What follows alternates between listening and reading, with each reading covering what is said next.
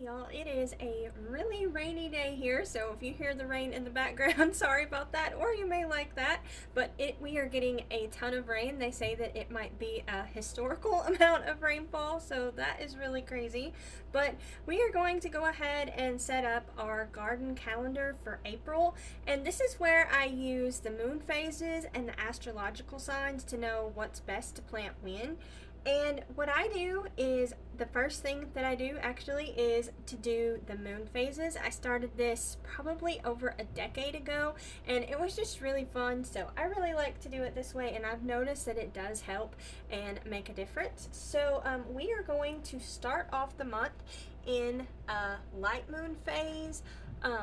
Or an above ground crop day, and I just use these arrows to let me know what kind of day it is. It just kind of is just an easy way to look at the calendar and know. I also set this page up in my planner, my monthly planner, and this has worked great for me to make my calendar page my page for my garden planner. It really helps me a lot. And then so we are going to have the full pink moon on Saturday the 12th, and that happens at 8:22 p.m. So this is kind of going to be an above ground day until then, and then a below ground day after that. And some people say that it's best not to plant on the days where the moon phase is changing. I really haven't experimented a whole lot with that, so I'm not sure. I have done it before, but I just really didn't notice a whole lot. So this is kind of you can like do your own tests and stuff and see what works. I think it's really fun to experiment in the garden, so I do a lot of that. So after this, since we have our lightest day, we're going to be moving to the dark moon phase. So we're going from light to dark. So since we're doing that, that's going to be the below ground days or the dark moon phase, and we're going to be in that all the way, let's see, what day is it? Okay, all the way to the 27th, and some people call this the new moon as well. So and they look like this on your calendars too, like it's light like this for the full moon, and then the new moon or the dark moon, it's like colored in like that. And let's see, so this one happens at 3:31 p.m. So it's kind of the same way. It's both, oops, I'm sorry, I wrote it wrong. It's both below ground and above ground. So I need to get the white out. I forgot to grab that, but that's what it is on that day. And like I said, that moon happens at 3:31 p.m. and then that is going to be an above ground day or a light moon phase all the way, let's see, until the May 11th, I believe is when that is. Okay, so that's what I use there. And above ground crops are like your tomatoes and peppers, corn, those types of things, and below ground crops are like your root vegetables like turnips, beets, and things like that. So this is what I started with years and years ago, and then I started experimenting probably about maybe 5 years ago now, probably. I started adding in astrological signs, and here is where I really started noticing a big difference. So the first thing that I started doing that I noticed a really big difference in is with our peas. So this astrological sign is Gemini, the arms, and that is a bean and pea day. And I had struggled for years and years to get my peas to grow really good.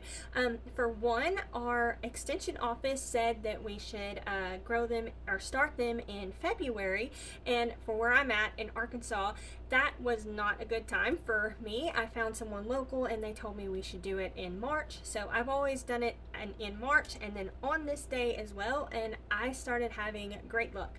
So I am a big believer in this one, but also I suggest to find someone local because they really do have a lot of knowledge and can help you out a lot. You can like advance so much faster in your gardening if you can do that. Okay, so after that we are going to have Cancer, the breast, let's see, is it? Yeah, all the way through the 5th. So we have Cancer, the breast, And this is a very fertile day. So this is like the best of the best day to do any of your above ground plants. So what I probably am gonna do, I think I'm gonna do more tomatoes or peppers if I need to do that. I've actually already started those quite some time ago in February. I'm trying to remember what else I might do. My brain's not working at the moment. But yeah, if you're doing your above ground crops, this is the best day to do that. And then on the 6th and the 7th, we have Leo, the heart, and this is the exact opposite. This is the worst day to do planting, and I have done experiments with this. They call it a killing day, but I have done experiments with this, unfortunately, with perennials, and it really did make a big difference. So I try my best not to plant anything on the killing days because I do have experience with this, and it really does make a big difference. And this is the day that I try and reserve also to get more weeding done. So I find that works a whole lot better, and they just don't come back nearly as vigorously as they would before. So then we're going to move on to the 8th and the 9th, and that is Virgo, the bowels, and that is a flowering day.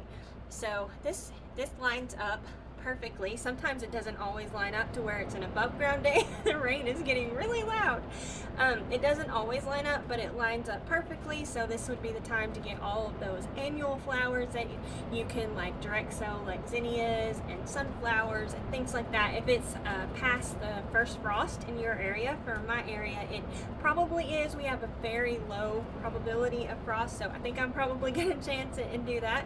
After that, we have a few more days. This is the 10th through the 12th, and that is Libra, the rains. So we're going to write that. And then that is also more flowering days. So this works out perfectly to where you have, except for this day, as long as you get it done, what was it, by 8:22 p.m. So probably aren't going to be out gardening late at night, so you probably could get it all done then. But that's great days for like flowering plants.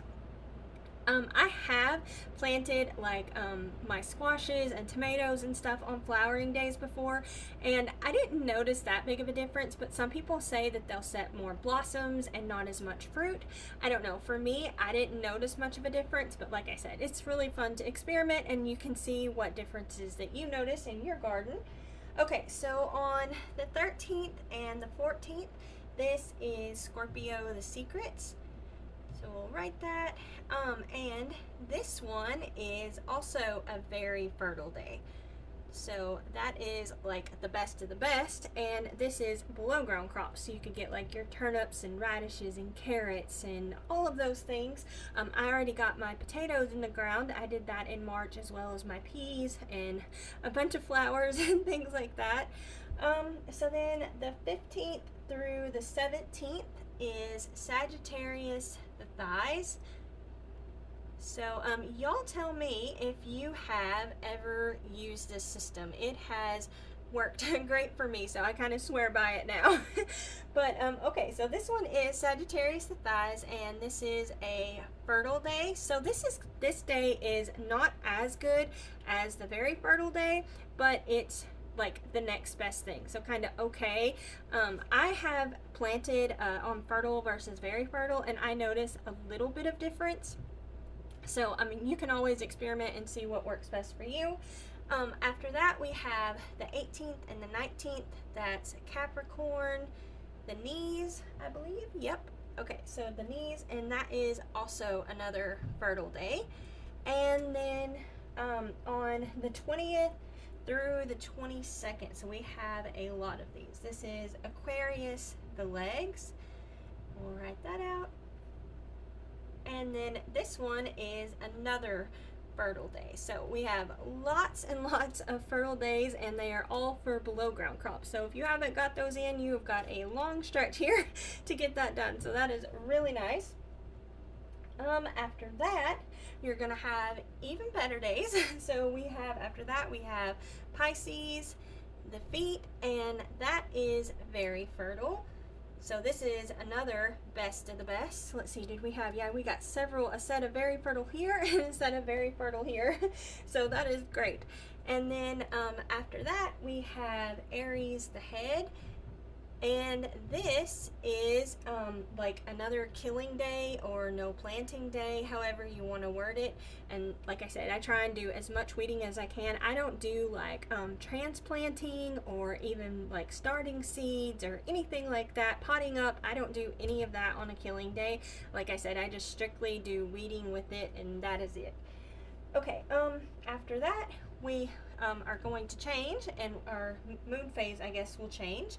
And we're going to be, this is going to be Taurus, the neck. If I can fit it in here.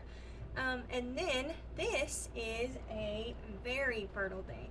So this is like best of the best. Now, if you are a big stickler for this, you may not want to do it because it's a moon phase, like where the moon is changing on that day. But the 28th would definitely be a great day. And I also too, sometimes if I can't get to the flowers, like say they were a below ground day, I'll just pick a very fertile day to get all of my flowers done as well. I just try and do the best I can and make it work as best as I can. I don't always 100% follow it. Everybody's life is crazy and you can't always do it the exact day. So I just do my best to follow it as best as I can. And then after that, the last few days, we are going to be starting over. And this is Gemini, the arms again. And since we'll look up here, Gemini, the arms is a bean and pea day. And I will probably go ahead at this time and plant out my beans. I haven't been doing that a lot here lately. I've kind of put it off, and I am doing my garden a little bit different this year, and I'm going to try and put a lot of beans in the garden. So I think I'm going to go ahead and plant them out here. I don't know how well that will work because I won't have like my tomatoes and peppers out. I usually wait and do that about around Mother's Day is what I do. That way, in case if we have any late frost, like a blackberry winter, I don't have to worry about it. I have, taken such good care and cared for the seedlings for such a long time that I do not want anything to happen to them. So I try and I'm like an over, I don't know, I just am worried about them too much. So I just try and keep them to where they are completely safe, and we're like at the lowest have about like 60-degree days. So they're nice and safe. So that's what I do there. After that, another thing with changes, there are some days that are really good for changes. This is the 15th through the 29th. Those are really good days for changes. Or actually, I think the 15th through the 20th. Well, let's see, what is it?